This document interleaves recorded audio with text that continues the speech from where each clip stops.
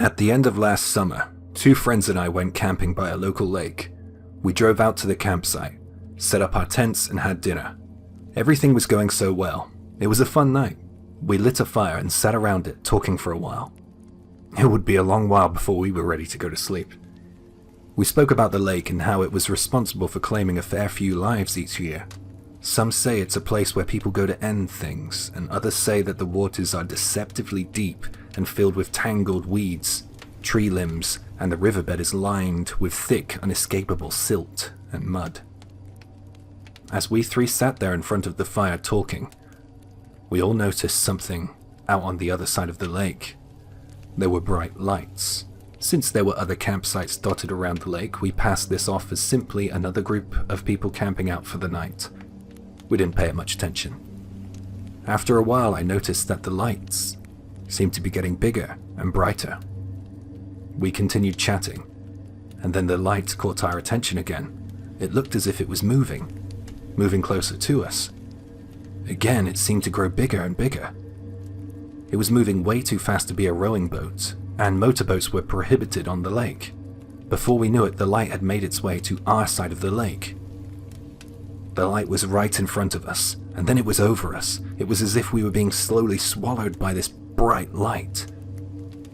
In every direction I looked, I could see nothing but light. Just as soon as it came, it was gone. In total, I would say that the light was over us and around us for no more than 3 seconds, tops. My friends and I were smoking around the campfire before the light approached, and I remember this very clearly. I watched my friend light up as the light was moving, and by the time the light was gone, my friend dropped the cigarette he had between his fingers as it had burned down to the filter and burned the insides of his index and middle fingers. A fresh cigarette shouldn't burn down to the filter in a matter of 3 seconds. It seemed like we had some missing time we couldn't account for. Me and my friends didn't even have our smokes. They were gone. This wasn't even the strange part though. No, the smokes were weird. But it gets weirder. My friend who got burned started screaming as he didn't know what was going on, and his screams were the first thing I can remember I heard after that light passed over us. I think that I was in some kind of trance until that moment. I looked down and I was knee-deep in the lake. He was up to his waist in the lake, and our other friend was silently wading further and further into the middle of the lake. We both screamed out to him, and yet he didn't respond.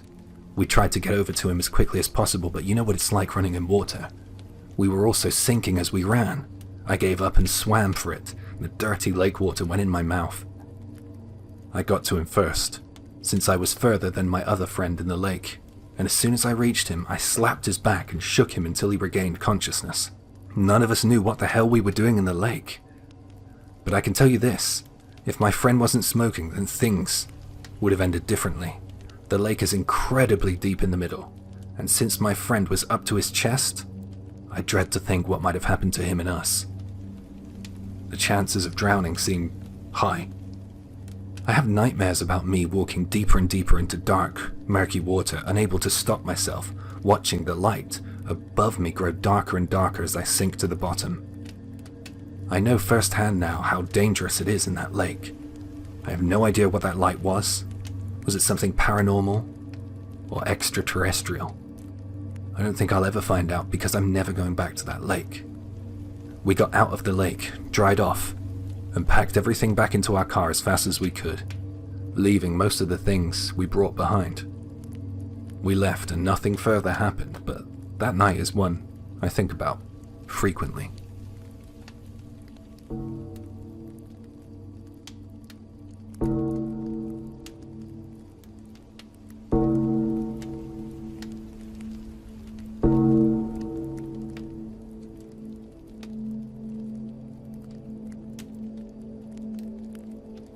Last winter I went on a camping trip with some of my work colleagues.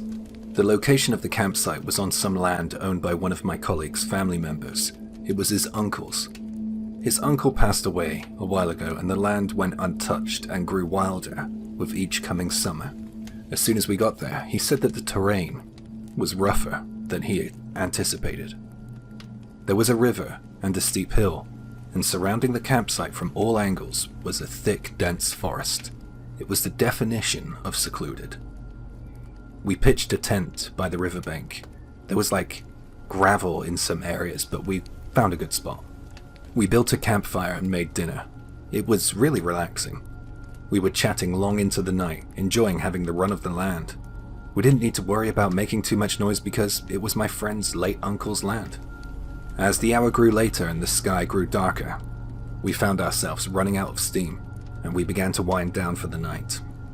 I was halfway through a story when I noticed that my colleagues weren't listening to me. They seemed distracted by something. They were looking beyond me, across the river, behind me. I turned to look and I saw a dark silhouette. It was the shape of a human. There was a person out there, on the other side of the river. It was a dark night. We only had the campfire, so we couldn't really see clearly. The mood shifted once we saw that silhouette. There was tension in the air. My colleague started to get nervous. It was his family's land, and there appeared to be some kind of intruder or trespasser stood stock still, monitoring us. That person across the lake had no business being there. The shadowy figure seemed to hear our whispered conversation and retreated, out of our sight, into the darkness. My colleague said, "I gotta go check this out. I need to sort this out."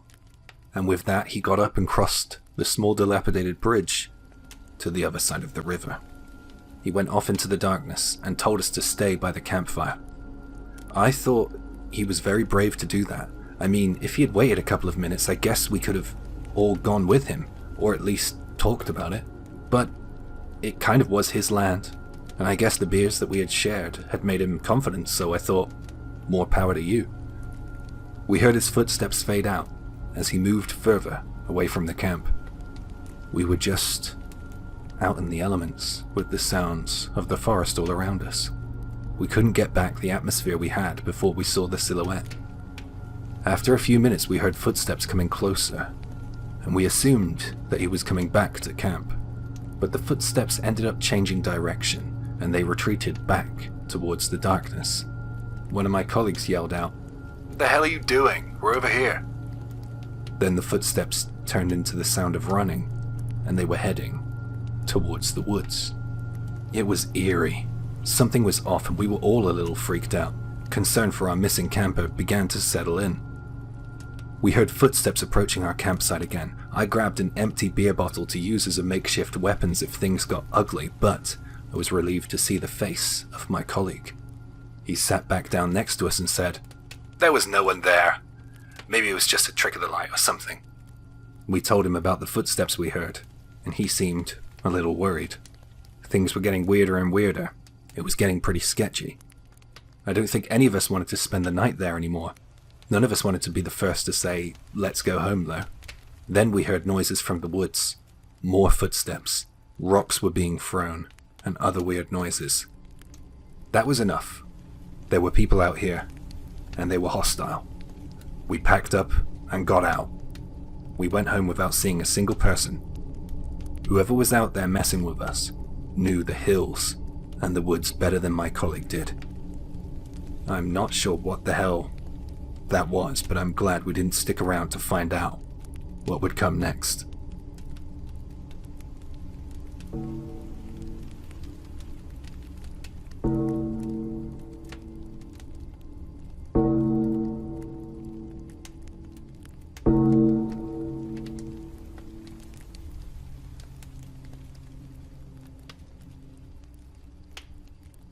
I heard this one from my teacher when I was at university, and I felt like sharing it.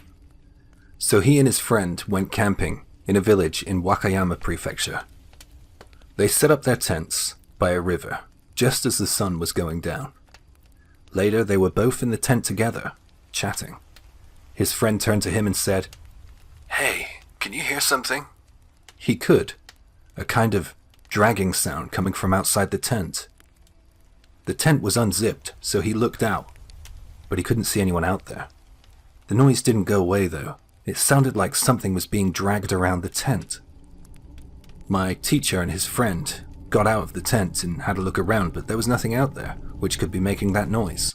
There was no one in sight. When they got out of the tent, they couldn't hear the noise, but the second they were back in, they could hear it again. It was the strangest thing. It almost sounded like footsteps, like someone was dragging their feet as they walked. It made the pair of them feel uneasy, so they lit their lanterns and campfire and went about making dinner. While they ate, they couldn't hear that weird noise outside, so they felt a little more at ease.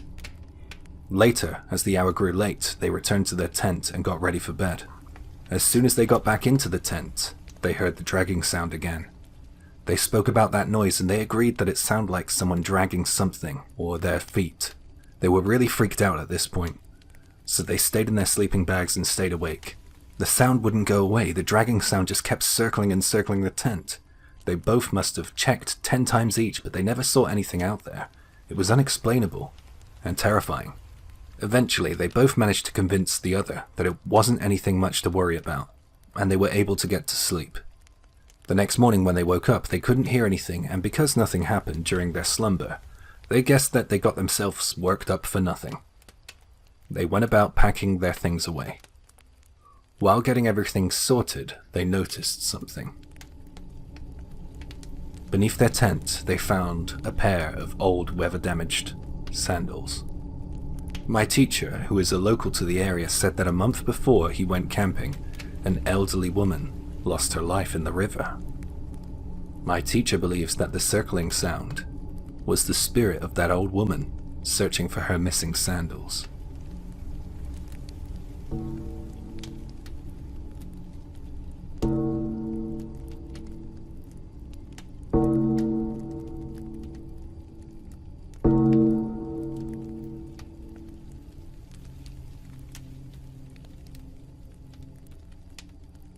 This happened many years ago, during autumn.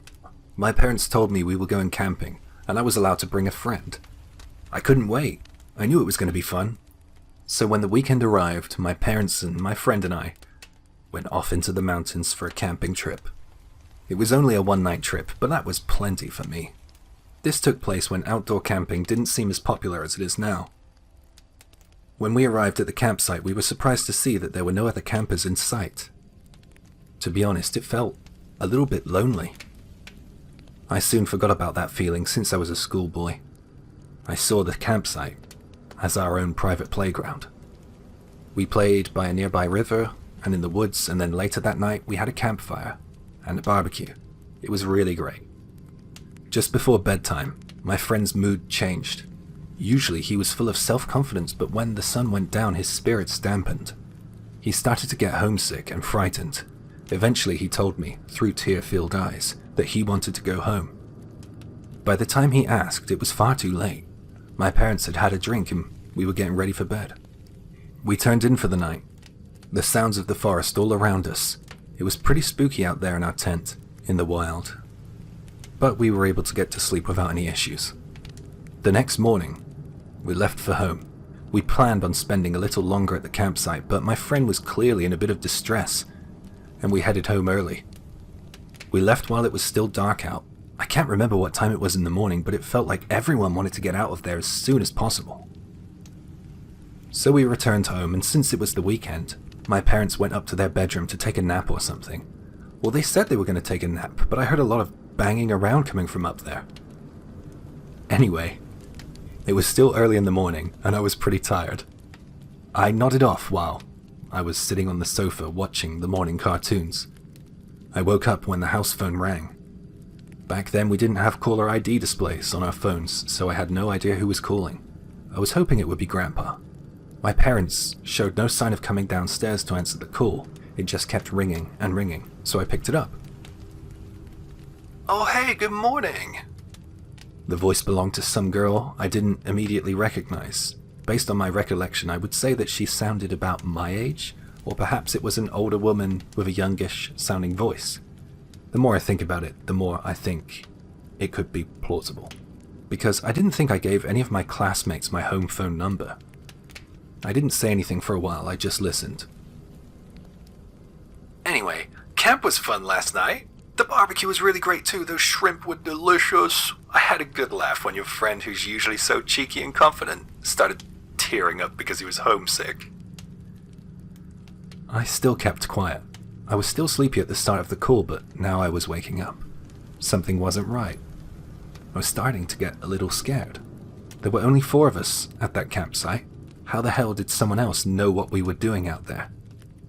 I couldn't answer that question by myself, so I asked the mysterious person on the end of the line. After some silence, some potentially shocked silence, I got my answer. Not the answer I wanted or expected. Because we were together the entire time. And with that, I heard a click, followed by the dial tone. I was really freaked out, but I instantly thought that I might have been pranked by my friend. I called him immediately, but he said that he didn't tell anyone about what we did at the campsite, except his parents. He said he was so embarrassed by everything, he didn't even tell them the part where he was feeling homesick. When my parents came downstairs after their nap or whatever they were doing up there, I asked them if they gave anyone our number or told anyone about the camping trip, but they said they didn't tell anyone or give anyone our number. The only person they gave our number to was the person who reserved them the camping site. In the end, I guess, or maybe hope is the abject word here, that it was a prank and nothing more. But I have a strange feeling that we were being watched by someone that night in the woods. I cannot forget the last words I heard on the phone. Because we were together the entire time.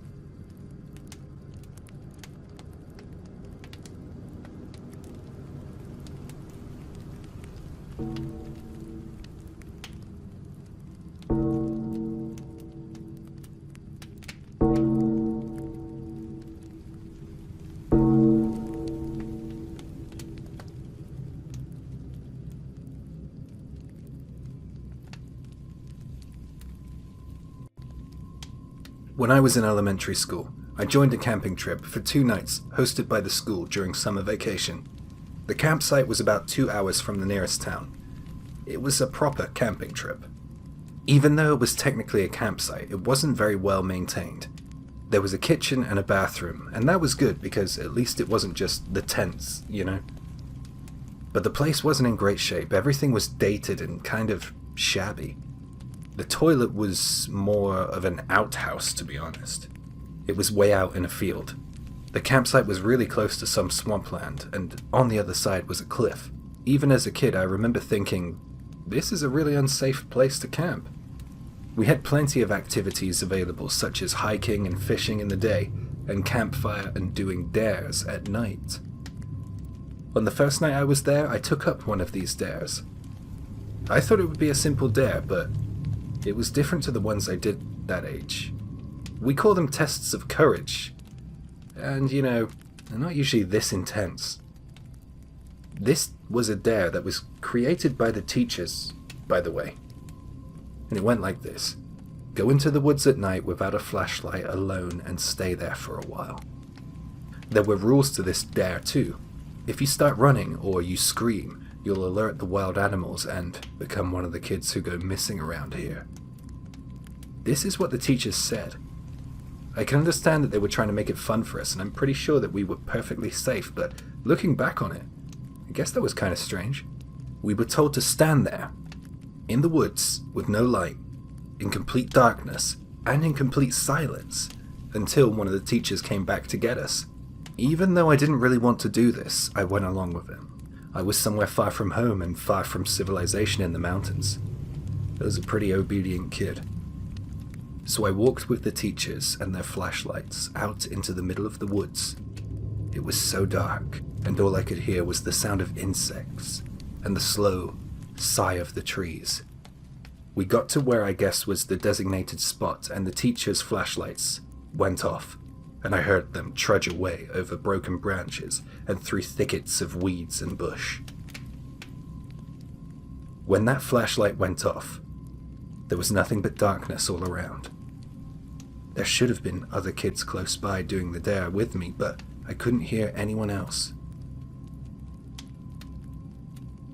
I couldn't tell if my eyes were open or if they were closed. It was that dark. The air was acrid and warm. It seemed to cling to my skin. I heard the occasional rustle of bushes and the call of the wild. Some unknown animal was barking in the distance. I hoped that it was the distance. It was hard to say if it was near or far. I guess in reality, I was only out there for a few moments. No longer than 5 minutes at tops, I guess. But those moments felt so long. It was so isolating. I felt completely alone in the world. Then the flashlights came out of nowhere and came straight towards me. I was relieved that they were back and I wasn't alone anymore. We all headed back to the campsite together. Our teachers were saying, "Oh, we're all lucky that we didn't see anything creepy this year." We were joking, and I guess I felt kind of brave and mature. It was good. The rest of the night was pretty uneventful, to be honest. The next day, I noticed that my friend who did the dare around the same time as I did was looking awfully frightened. She was looking towards the cliffs, and when I asked what happened, she just replied, "Can't you see them?" I looked at her puzzled. "Come take a look." She took me to the edge of the field towards the cliffs. "Look down there." I looked down there and I couldn't see what she was talking about. There was nothing but a flowing stream down below. But my friend looked like she was on the verge of tears. "The kids with red faces down there, can't you see them?" She said that she could see a girl and a boy that I couldn't. She was shouting and crying. It clearly had upset her. Soon after, the teachers came over to see what all the fuss was about and to try and console her, but just like me, they couldn't see what she was talking about. I was worried about my friend, but life on the campsite carried on, and as you know, kids have short memories and attention spans. I guess we all got distracted and forgot about it. Later that night, I was really tired, but a lot of the other kids were still awake and still lively. I was snug in my sleeping bag and on the verge of sleep.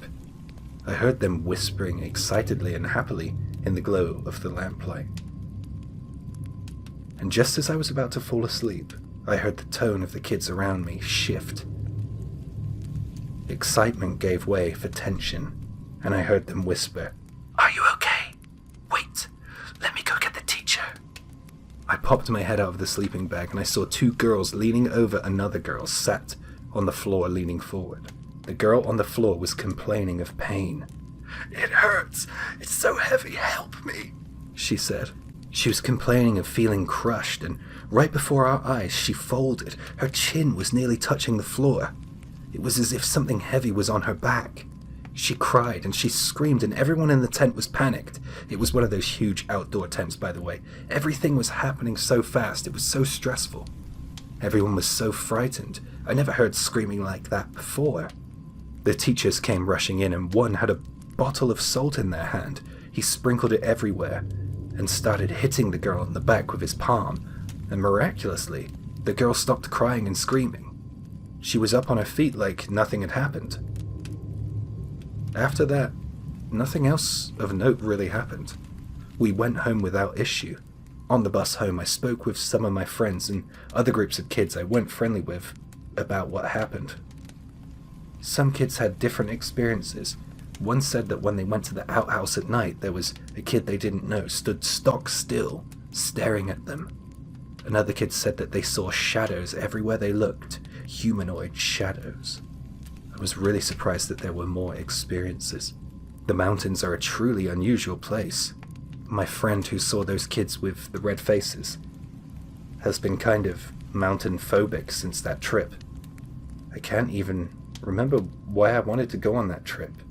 It feels like some vague half memory. Like it was some liminal space.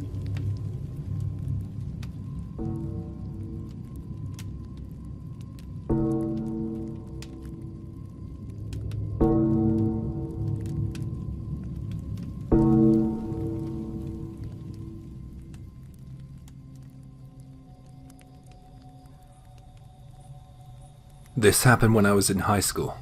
My friends and I were all camping together deep in the forest. We had just finished dinner, and we were clearing things up, joking around, and that's when I heard a huge thud. By the expressions on my friends' faces, I was certain that they had heard it as well. It sounded as if something had fallen by our tent. It was dark. We grabbed some flashlights and we went in search of the source of that thud. There was something big and white laying on the ground. It looked like an animal. We were freaking out. We shone our torches at it from a distance. The more we looked at it, the more it looked like a body. A human body. He had fair or balding hair, and we approached slowly. Something was wrong though. His limbs were bent in impossible angles. We rushed in, realizing the gravity of the situation, and we got close enough to have a good look. We now knew that it wasn't a human, but it was as big as a human. It was a mannequin. Where the hell did that come from? Did someone throw that at us? We scanned the area with our torches, and no one was around. We didn't even hear footsteps or anything when it happened. We were camping deep in the woods, and we didn't see anyone else the whole day. One of our friends decided to be a watchman, while the rest of us packed up as fast as we could. We got the hell out of there, leaving that creepy mannequin lying face down in the dirt.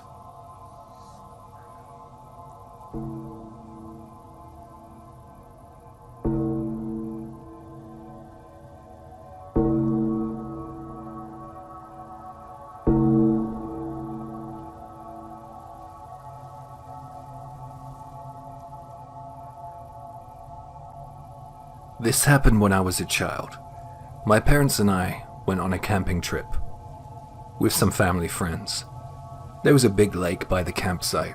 It was a really peaceful and secluded area. We all put up our tents close to the river, and we were set to camp for 2 days. When night came, my friends were talking about doing some dares. The adults overheard us and told us not to do any dares at night because it might be dangerous. Well, of course, we all ignored our parents' advice. The dare was to walk around the lake by yourself with no flashlight when it was dark. One of my friends offered to go first. We all waited in silence as she walked off into the darkness. She came back after a while. She wasn't frightened in the slightest. Next was my turn. They urged me forward. I was nervous. I felt the pressure of my friends. I had to do it. It was so dark. I was getting really worried. I was walking around the lake. Only the sounds of nature could be heard. Until I heard footsteps approaching me. I prepared myself as best I could for whoever or whatever was coming towards me. It looked like one of my parents' friends. He was walking with a flashlight. I knew him. I was relieved. I waved at him as he approached, and he strolled towards me. Here. He handed me something. It was a lemon candy, and I thanked him. You should eat that now, he said in a hushed voice. I told him I'd eat it later, and I put the candy in my pocket. He was shining his torch at me. I couldn't see his face clearly. He had his hood up. Come with me, he said. It didn't sound normal. I said that I had to go back to my tent. I thought it was really weird because he was such a nice guy, and we were really enjoying the camping trip with his family and my family. When I got back to the tent, we all decided we'd get some sleep. I was lying in bed holding that candy thinking about how I should thank him tomorrow for it. So in the morning I walked over to him while he was drinking coffee, and I thanked him for the candy. Lemon candy? What are you talking about? I didn't give you any candy, he said. I thought he was just teasing me, trying to trick me or something. After a while I could tell he wasn't joking. He said he wasn't at the lake that night. My mum came out of the tent. She had heard our conversation. It got weirder and weirder. I went back to my tent, and I got the lemon candy to show them. All of the parents and my friends looked concerned and frightened. Who was that person I met at the lake? I threw that piece of candy away as our families packed up our things. We got out of there as soon as we could.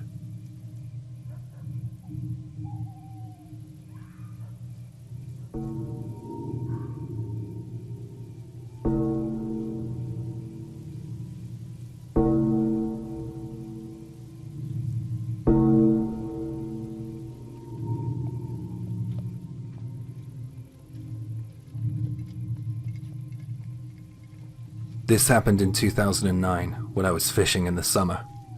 It was an area with steep hills and cliff faces. It seemed like a place where locals wouldn't pass through, as it was a bit of a trek to get there. It is said that the river is home to big game fish. It was really secluded. It was the weekend, and I imagined there to be a couple of people, but I was delighted to find that I was the only person pitched up on the river. After setting up my tent, I cooked and relaxed a little, then went off to sleep in my sleeping bag, in the tent. It was nighttime. I planned on getting up early to start fishing at daybreak. I was having a perfectly sound night of sleep until I heard this horrible loud sound. It shocked me out of sleep. I opened my eyes immediately. I didn't know where I was for a second. I hate that feeling. I couldn't hear the sound anymore, but my tent was shaking. I looked at my watch. It was 2 a.m. I told myself in my half-asleep state to remain calm and composed. I thought, wow, maybe this is that sleep paralysis I've heard about. I considered that it might be happening, or I was suffering from some sort of auditory hallucination. But this just seemed too real. This was no sleep paralysis, I realized with a shudder. Another possibility crossed my mind, a rock fall. I remember checking the cliff before I pitched my tent. It wasn't rocky. The soil was hard and dry, since it was summer. But this wasn't an impossibility. I didn't think that it could be a human in the middle of the night outside my tent. That thought was too terrifying to consider in the dark alone, so I tried to think of other possibilities. Because I was working myself up, getting frightened, I knew I wouldn't be able to go back to sleep. I turned on the light in my tent, which put me at ease a little, but I didn't feel like going outside to check. I told myself not to worry, as soon it would be bright outside and I would be fishing. Just as I was calming myself down, I heard something outside. It was quiet for a moment, until I heard another sound. It sounded like someone wailing, moaning, and groaning, whatever. I felt as if I was going to pass out from the fear. On the other hand, I was thinking, it's a bit lighter now. What if it is a person and they need help or something? I was worried for whoever might be out there, so I decided to leave my tent. Just as I reached for the tent zip, the moaning got louder. I paused for a moment. Cold sweat teemed from my brow. I could see something outside, the other side of the tent, a dark shadow. Now I was certain that someone was out there. I grabbed my torch and my frying pan as a weapon. I pulled the zipper down and decided to face whoever was out there messing with me. I leaned out and looked around. I scanned everywhere. There was nobody around. I could see a fishing boat in the distance, but that was all. I couldn't see the owner of that shadow that darkened my tent. It was deathly silent. It was truly terrifying. I withdrew back into the tent. If you think about it, the tent was illuminated by my torch from the inside, so I shouldn't have been able to see a shadow outside due to the light. It was absolutely unexplainable. I turned the radio on to calm myself.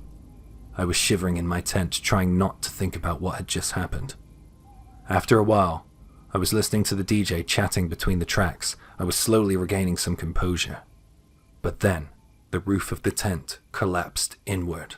It hit the ground, accompanied with a horrendous sound. I knew this time that it was no dream or hallucination. The roof of the tent was utterly destroyed. Moreover, it hurt me badly as it crashed in. I felt totally helpless, and I'm not ashamed to say this. I broke down and I started crying. I vowed to go home without doing any fishing as soon as the sun came up. The moaning sound outside persisted. There was a new sound now. It sounded like something dragging across the ground, or crawling perhaps. I don't know why, but I turned the radio up to its maximum volume. Kind of felt like the only defense I had left. When daybreak finally came, it was like seeing God or something. I was so relieved. The sun was up now, and I could finally see everything around me. I went out of the tent and looked around the area. There were beer cans, bottles, and flowers scattered everywhere. I hurriedly folded the remnants of my busted tent but I stopped in my tracks when I realized that there was blood on the outside of it, as if someone had smeared it. Above, on the cliffs, there probably was a road at some point. I wondered if there had been some kind of accident there. Maybe someone passed away in the area I set up camp, and perhaps due to the nature of their death, they became some kind of horrible spirit that tormented me. I didn't know what else to do, but I offered my remaining juice to whatever spirit might be around, left as an offering to ease their passing and wish them happiness in their next life. I chose to believe this because the reality of some people or a person out there messing with me and my tent in the middle of the night is just too terrifying to consider.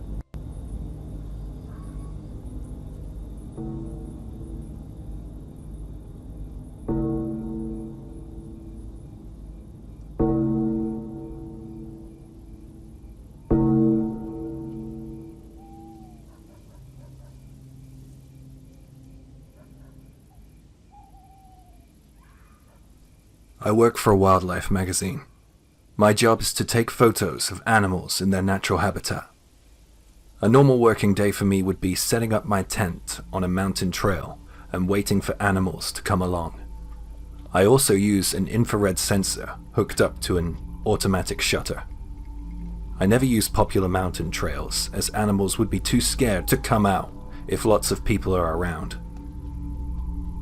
I have never been frightened on the job, although I am always working alone in the dark. I have never had any troubles, until now. I arrived at about 1 o'clock to the area I had previously researched online. It was by the bank of a swamp. The usual routine is I set up my one-man tent and then take a nap till about 5 p.m.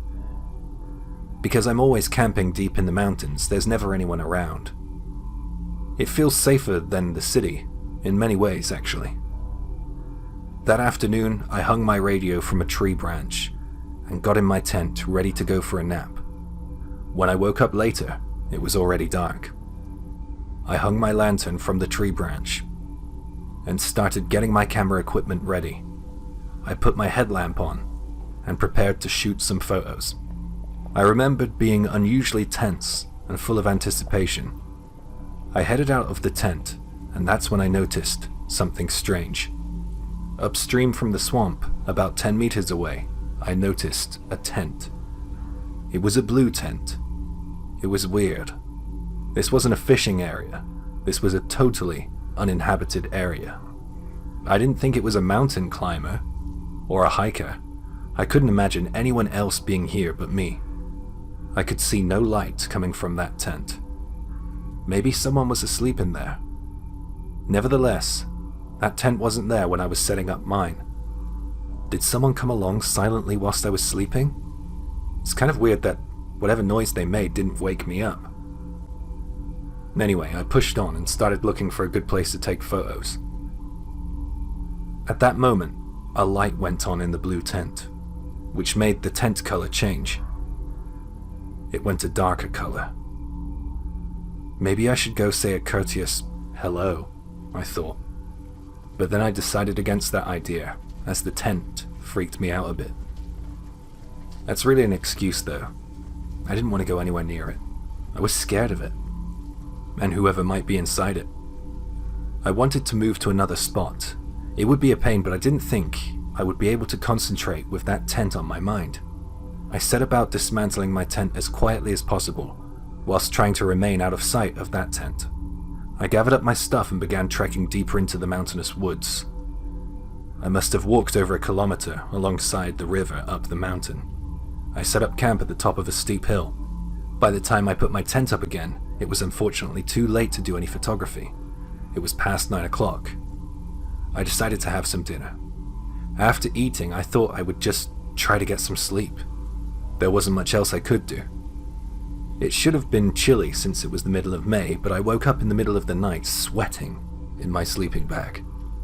A quick glance at my watch told me it was just after 2 a.m. The air in the tent was warm and stale, so I pulled the zipper down to let some fresh, cool night air in.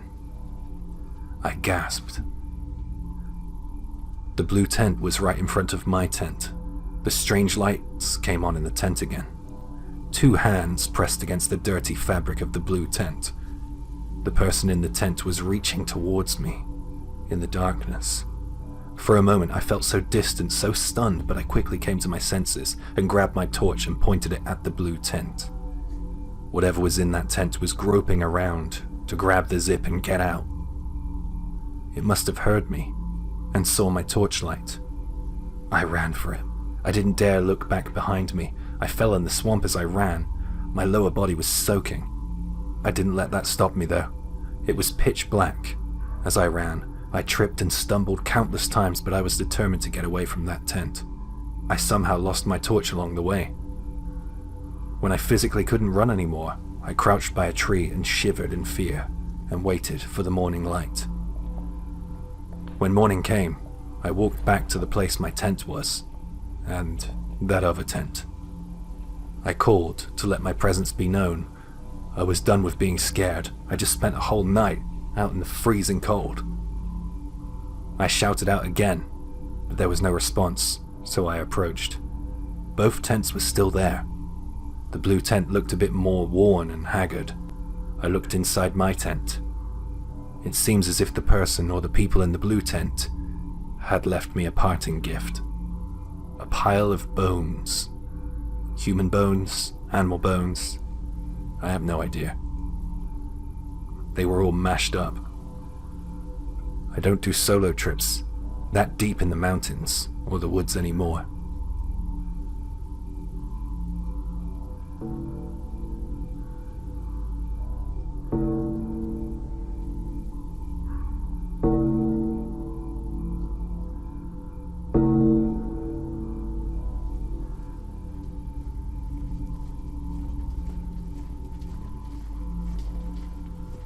A few years back, a bunch of friends and I went camping in Ibaraki during spring vacation.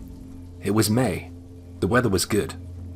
I went with 3 friends, so 4 men in total. 3 of my friends go to this camp basically every year, but for me it was my first time. I hadn't been camping with these guys before, but I was excited to join them. They sold it to me pretty well. They said the beach was beautiful. They said that there is usually not that many people around on the beach, so we could do whatever we felt like without others bothering us or annoying us. After coming off National Highway 51 and going down a narrow road for a few hundred meters, we arrived at the beach. We saw a family camper van just by the entrance to the beach, so we decided to pitch up away from them, about 200 meters. By lunch, the beach was full of surfers, but by dinner time, they had all cleared off. The beach was empty, for as far as the eye could see, except for the family camper van, just us and them. As there were no lights around, and it was so quiet, I fell asleep way faster than usual. We all slept in the same tent. 3 of the guys slept side by side, and I slept at the bottom by their feet near the zipper of the tent. Kinda like a dog. I woke up in the middle of the night with a desperate urge to piss. I thought I was going to piss my pants. I checked the time on my phone and it was past 2 a.m. I've never been one of those people who are too afraid of the dark or superstitious in any way. So that night I was listening to the waves as I was getting up. It was really relaxing. The only problem was I heard another sound. It was clear and distinct, and it made me freeze in my sleeping bag. It was coming from no more than 5 meters away. It was a strange sound. It was coming closer to our tent. From the weight and the interval of each sound, I intuitively felt that it was footsteps. I couldn't see any light outside. Walking along a secluded sandy beach with no flashlight? That's pretty strange. We were a good distance away from the family camper van, so they would have no reason to be walking so close to our tent. Plus, I heard the footsteps coming from the opposite direction. Is this a person? It sounds human with its slow, deliberate steps. My head was spinning. I was sweating in the darkness of the tent, and I didn't dare to move a muscle. It was already too late. I could hear those footsteps circling our tent. They sounded like they were right outside, no more than 10 centimeters away. Whatever it was, started walking around our tent clockwise, just circling it. What the fuck are you doing? I wondered. What do I do? I thought of trying to wake one of my friends, but I didn't want to make a sound. I was too afraid to leave my sleeping bag. I fought the urge to use the bathroom, and I just tried to stay as still as possible. I hoped and prayed that the footsteps would just go away, but things got worse. The footsteps continued circling clockwise, going round and around. Then something occasionally prodded the thin layer of fabric on our tent, like a hand testing for a weak point of entry. The metal poles supporting the tent began to creak and bend. It made a horrible sound.